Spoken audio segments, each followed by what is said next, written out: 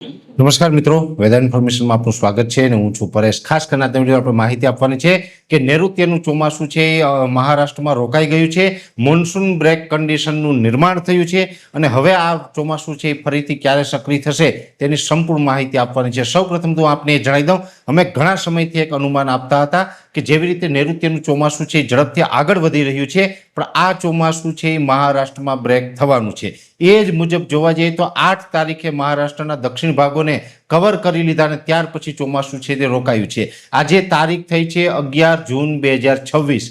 8 તારીખે જે જગ્યાએ ચોમાસું પહોંચ્યું હતું એ 8, 9 અને 10 અને 11 એટલે કહી શકાય કે આજે છેલ્લા 4 દિવસથી ચોમાસું 1 ઇંચ પણ આગળ નથી વધ્યું। ચોમાસું છે એ મહારાષ્ટ્રના દક્ષિણ ભાગો કવર કરી અને ત્યાં નિષ્ક્રિય થઈ અને ચોમાસું રોકાઈ ગયું છે અને અત્યારે મોન્સૂન બ્રેકની કન્ડિશન સર્જાઈ ગઈ છે।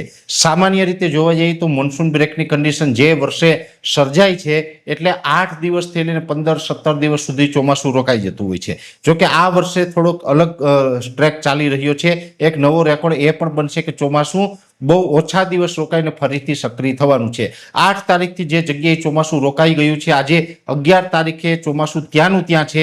લગભગ હવે 48 કલાકની અંદર ચોમાસું છે એ ધીમે ધીમે સક્રિય થશે એટલે લગભગ આવતીકાલે 12 તારીખ અથવા તો પરમ દિવસે 13 જૂનના રોજથી ચોમાસું ત્યાંથી આગળ વધવાનું ચાલુ થાય તેવી શક્યતાઓ અત્યારે દેખાઈ રહી છે।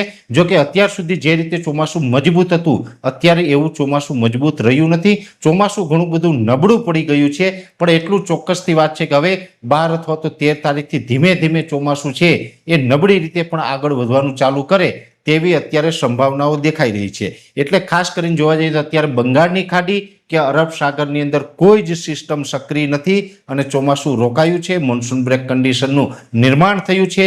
હા, એક વાત ચોક્કસ છે કે 15 જૂન આસપાસ એમાં 24 કે 36 કલાક આગળ કે પાછળ ગુજરાતની અંદર ચોમાસાનો પ્રવેશ થશે, પણ સીમિત વિસ્તારોમાં જ વાવણી થશે। અમે ઘણા સમયથી આપને કહેતા આવ્યા છે કે 15 જૂન આસપાસ જે વાવણી થશે એ સાર્વત્રિક નહીં હોય, એ સૌરાષ્ટ્ર અને દક્ષિણ ગુજરાતના ગણ્યા ગાંઠિયા વિસ્તારમાં એટલે કે સીમિત વિસ્તારની અંદર એ વાવણીનો લાભ મળશે। બધા જ ને વાવણીનો લાભ નહીં મળે। 22 થી 25 જૂન વચ્ચે જે ચોમાસું ફરીથી પાછું સક્રિય થશે એમાં વધુ વિસ્તારને લાભ મળી શકે। એટલે એ બીજો રાઉન્ડ હશે ને ત્રીજો રાઉન્ડ છે 28 જૂનથી ચાલુ થશે ને 3 તબક્કે વાવણી થવાની છે અને 3 તબક્કામાં વાવણી થશે। એમાં પછી ત્રીજા તબક્કામાં ઓલ ઓવર ગુજરાતમાં સાર્વત્રિક ચોમાસું છે બેસી જશે। એટલે આ જે આપણે વાર્ષિક કાર્યક્રમની અંદર પણ આ જ વાત કરી હતી, આપણે સતત એપ્રિલ મહિનાથી જે વાત કરતા આવ્યા છે એ જ મુજબનું અત્યારે ચોમાસું ચાલે છે।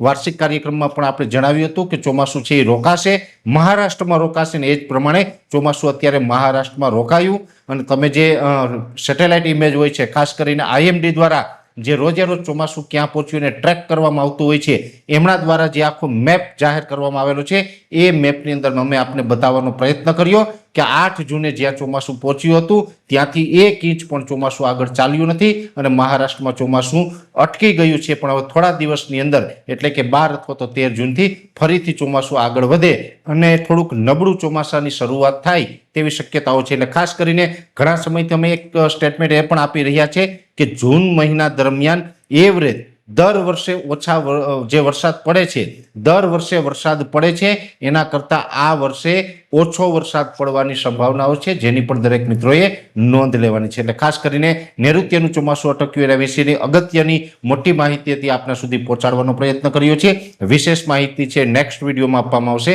અત્યારે આ વિડીયોની અંદર એટલું જ। અંતમાં દરેક મિત્રોને વિનંતી રહેશે આ વિડીયોને લાઈક આપીને દરેક ગ્રુપમાં શેર કરી દેવો। જો તમે અમને યુટ્યુબ ઉપર જોઈ રહ્યા હોય તો ચેનલને સબસ્ક્રાઇબ કરજો, સાથે ફેસબુક તથા ઇન્સ્ટાગ્રામ આઈડીને ફોલો કરજો। નમસ્કાર।